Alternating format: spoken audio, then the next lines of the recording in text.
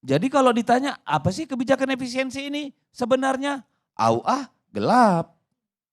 Kan gitu lagi nih. Kemudian kita tanya kemana 300 triliun itu hasil efisiensi. Penjelasan dari para jagoan-jagoan komunikasi itu, ya kan? Kalau di TV semangat, coba efisiensi perjalanan. Itu kalau dipotong 5% bisa bangun 90.000 sekolah, 30.000 sekolah. Bisa bangun sekian puskesmas. Ternyata nggak ada untuk itu. Adanya untuk sebagian untuk makan bergizi gratis, selebihnya masuk dan antara. Jadi yang diomongin selama ini omong kosong oleh orang-orang komunikasi istana. Jadi kalau ditanya lagi, gimana dong? Berat, gelap.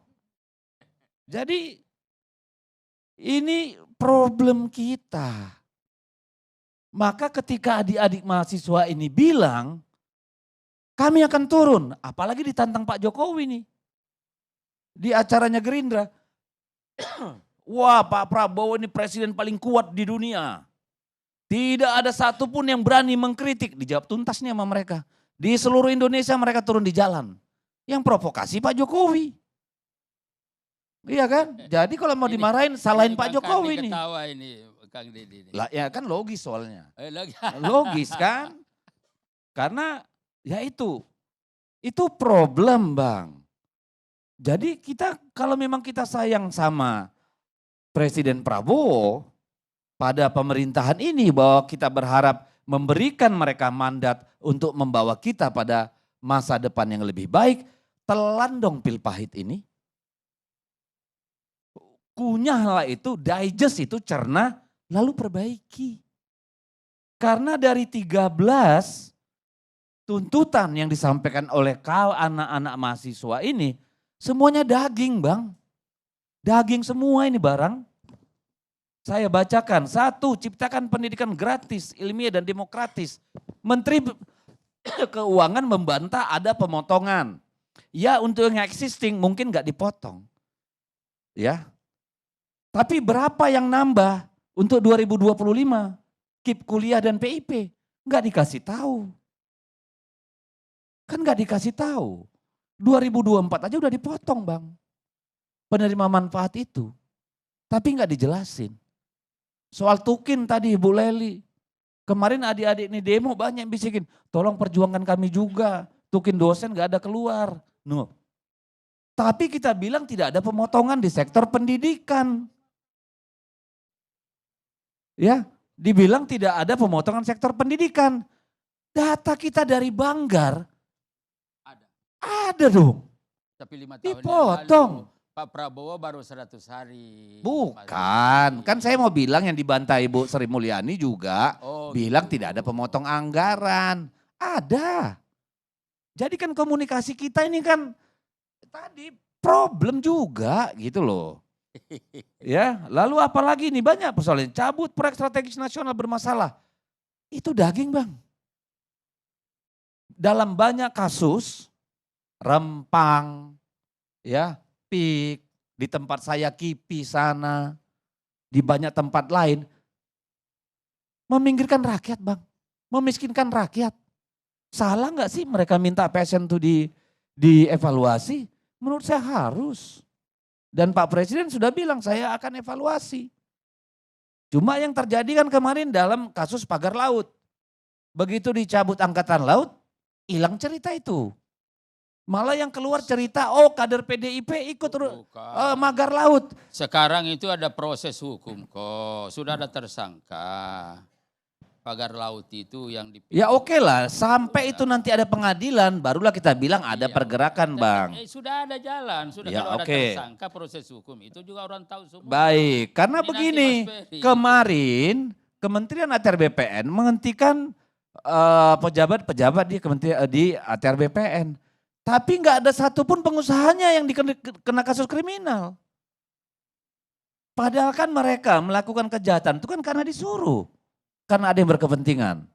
Itu nggak ada satupun.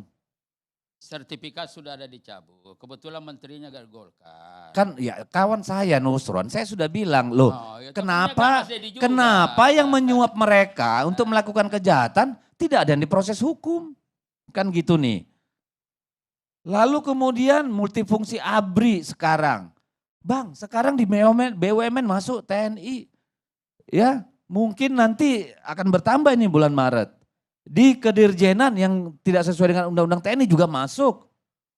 Polri, kemarin tuh Kapolri melantik 13 orang.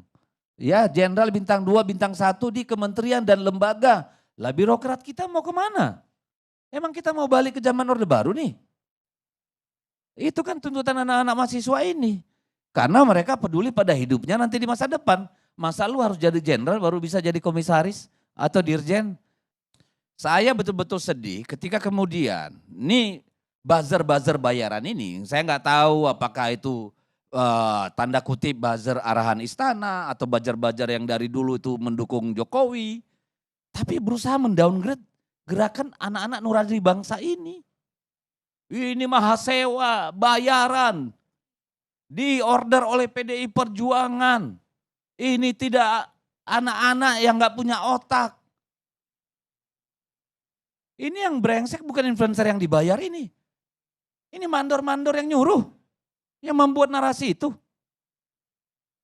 Coba ditanya, siapakah mereka itu? Kalau saya ada, tapi kan gak enak nanti saya nyebut orang-orangnya. Itu juga kok. Tahu kita. Lalu kemudian apa? Saya sering mau bilang begini Bang. Satu negara akan rusak kalau hukumnya rusak. Kenapa investasi nggak mau datang ke negeri kita? Sebesar ke Vietnam, ke Thailand, ke Myanmar. Hukum kita ini acak adul. Sudah ada OSS. Apakah itu cukup? No. Ada kesana kemari lagi dipimpong, tidak ada kepastian. Ada biaya-biaya suluman yang tetap keluar. Ada palak memalak terjadi. Ogah orang Bang, pulang. Silakan dicek 2 tahun terakhir ini bagaimana kinerja investasi kita dibanding negara lain. Kacau.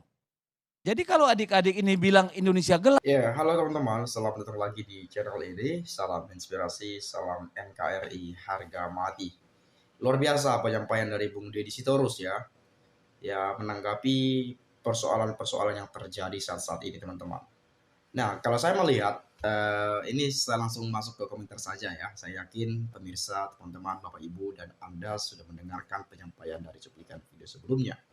Saya melihat dari Rara-Rara, akal sehat sabar orang Indonesia 85% komplong dimiskinkan terus-menerus dengan gelontoran BLT atas nama presiden. Semoga satu generasi akan tumbuh atau lebih baik bubar.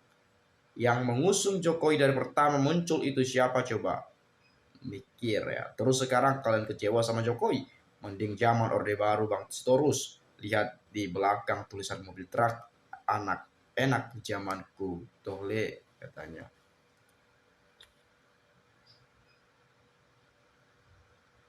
Apa ini? Orang ini bikin provokator hanya bisanya komen bukannya dukung pemerintah. Ya, kita sesekali juga nggak harus mendukung pemerintah terus teman-teman. Kita juga harus mengawasi dari luar gitu ya. Tapi saya yakin lah kita punya tujuan yang sama sebetulnya. Tapi mungkin punya cara yang berbeda gitu ya. It's okay lah, itu fans-fans aja sebetulnya menurut saya ya. Mulut Mulyono sangat berbisa, dia selalu provokasi agar pemerintahan Prabowo chaos dan diganti Fafa. Tentu Mayor Teddy harus paham gerakan dalam selimut Mulyono. Omon-omon sejarah perjalanan panjang negara ini sudah teruji dengan apapun yang dialaminya. Jadi jangan berpikirnya terlalu lebaylah. Rakyat Indonesia, kita masih percaya kepada pemerintah terkecuali yang masih sakit hati karena mereka tidak pernah sadar diri. Kalau Puan jadi ketum PDIP, pecat aja Sitorus ini. Yang bikin PDIP kacau model-model Sitorus ini, yang lain tinggal didata dan buang juga. Jadi Sitorus paling benar, zaman mereka berkuasa hukum paling benar, hukum rusak di 100 hari Prabowo Gibran. Kalau pejabat dan presiden menganggap tuntutan mahasiswa hanya omon-omon, mudah-mudahan terjadi seperti era 98. Ya, jadi kalau kita melihat kejadian sekarang ini bisa jadi revolusi terjadi teman-teman ya. Kalau kalau kita melihat ya mudah-mudahan jangan. Apalagi kalau Pak Prabowo-nya turun, yang gantikan apa Gibran pula ya. Makin ruwet kali. Kita ikut kebijakan pemerintah. Nggak mungkin presiden menghancurkan negaranya sendiri, berdosa yang menghina pemimpinnya sendiri. Hanya orang-orang yang ingin menghancurkan negara Indonesia yang berdemo. Tanggapan saya, Pak Jokowi yang katanya yang memancing demo. Betul itu cara Pak Jokowi ngancurin PDIP. Segan cara halus. Ya, ngarahin mahasiswa ngeluarin beberapa M itu PDIP. Jadi curga-curga nih, ya, curga di curhat mungkin kali ya. Rakyat mah sudah cerdas bang, mana yang kedua? Golkar udah digeser Demokrat, sekarang Jokowi dan SBY Prabowo. Ini orang dari mana yang bela mahasiswa menggebu-gebu membelanya membelanya kalau institusinya partai, mohon ketum partainya tegur orang ini. Ini yang tadi ada saya dengar ya. Katanya mahasiswa lah, ini memang orang-orang yang nggak punya, gimana ya, dibilang nggak punya otak, nggak mungkin punya otak kali ya, tapi mungkin kadang-kadang nggak dipakai gitu ya. Ini sering sekali orang menyebutkan kalau ada aksi demonstrasi unjuk rasa dari berbagai elemen masyarakat sipil, mahasiswa dan sebagainya. Kadang-kadang mahasiswa ini bukan disebut mahasiswa lagi, tapi mahasiswa. Artinya ada seseorang yang menggerakkan, ada seseorang yang membayar mereka untuk melakukan aksi demonstrasi. Padahal sebetulnya yang kita lihat, apalagi yang disampaikan oleh teman-teman kita ketika demo, memang dari hati nurani mereka. Kalau misalnya mahasiswa nggak ada, sebetulnya siapa lagi yang bergerak untuk menuntut keadilan, menyampaikan aspirasi masyarakat dan sebagainya. Kan itu yang sebetulnya kita pikirkan, tapi kadang-kadang sebagian orang yang mengatakan ya mahasiswa, mungkin kali dia nggak pernah jadi mahasiswa, ya barangkali seperti itu. Ya. Saya sarankan untuk Pilpres nanti di 2029, calon presiden dan calon wakil harus usia produktif. Jangan orang sudah ujur kaya, sekarang sudah pikun bicaranya pimplan ya. Kalau presidennya usia produktif dan berwawasan, mengerti kebutuhan rakyat, terutama rakyat menengah ke bawah, dan tegas terhadap kabinetnya. 100 hari pemerintahan Prabowo kok dengan pidato yang berapi-api saja dan pejabat hanya diajari baris berbaris kapan mereka bekerja. Prabowo jadi presiden karena simpati rakyat setelah direndahkan Anies Baswedan. Sekarang di demo rakyat karena memuja Jokowi. Apa penguasa tidak paham seluruh rakyat Indonesia tidak senang dengan Jokowi? Datuk Kani Ilyas sudah bangkar ruang, ada yang dikumpulkan di TV, malu ambo ya. Di Storus banyak ngomong rakyat nggak bakal percaya, saya pendukung Jokowi, saya orang Jawa Tengah, siap tinggalkan banteng pimpinan yang di atas, pada gak jelas ngomongnya, pada ngacau. Kau di mana selama partaimu berkuasa selama 10 tahun? Halah. Kau diam aja, kader muda korupsi dan partaimu itu kan partai terkorup dan kau diam aja kan. TV One mengundang narasumber orang-orangnya ini aja yang senang mengkritik presiden dan provokator masyarakat. Sebaiknya kita jangan sampai terpengaruh manusia provokator ini bacot doang. Padahal orang ini nggak bisa apa-apa, mana karyanya nggak ada tuh, cuma bisa bacot aja. Ya inilah kalau berbicara netizen teman-teman, kadang-kadang wawasannya ya nggak nyampe pikirannya ke sana, tapi ya oke lah, saya baca lagi terus ya. PDIP mulai runtuh, panik malah terbukti takut, makin banyak yang keok, saking takut mereka sampai bisa bilang kita akan kembali ke Orde Baru. Apa masyarakat ini bodoh? Justru kalian yang ingin membodohi publik dan masyarakat. Acara tidak bermutu, jangan sampai Indonesia gelap dengan tujuan melengsarkan Pak Prabowo. Kemudian selanjutnya 01 dipegang kepemimpinannya oleh Wapres. Untungnya aku nggak kenal Wapresnya. Demo Indonesia gelap didanai oleh Jokowi dan kroni-kroninya. untuk menggulingkan Prabowo. Jokowi berharap agar Prabowo segera tumbang dan Gibran bisa menggantikan Prabowo menjadi presiden. Nah, itu masuk akal juga tuh ya. Itu kan kalian yang memprovokasi karena kalian takut miskin, korupsi diberantas dari Qatar, apa ini, ternak banting. Intinya seluruh anggota partai PDIP kalah sama Pak Jokowi seorang. Jelas banget dari Sitorus PDIP yang memprovokasi mahasiswa dan menyewanya. Ya, macam-macam komentar-komentar teman-teman ya. Mungkin Anda lah bolehlah sampaikan komentar Anda juga di video ini ya. Itu saja mungkin, sekali lagi saya mengucapkan terima kasih. Salam inspirasi, salam NKRI harga mati.